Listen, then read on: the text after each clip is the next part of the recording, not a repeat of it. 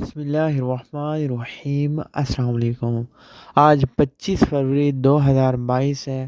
سعودی عربیہ وزارت صحت کی طرف سے کرونا وائرس کیسز کے حوالے سے ڈیلی رپورٹ جاری کر دی گئی ہے۔ آج کی رپورٹ کے مطابق سعودی عربیہ میں 664 نئے کرونا وائرس کے کیسز سامنے آئے، جس میں سے 1409 جو ہے مکمل یہ افراد کو ریکور کر لیا گیا۔ 2 افراد کی وفات ہوئی، اللہ ان کے درجات بلند فرمائے، ان کے لیے آسانیاں فرمائے۔ سعودی عربیہ میں کرونا وائرس کے کیسز میں مسلسل کمی دیکھنے کو آ رہی ہے۔ اس لحاظ سے سعودی عربیہ میں SOPs کافی سخت ہے۔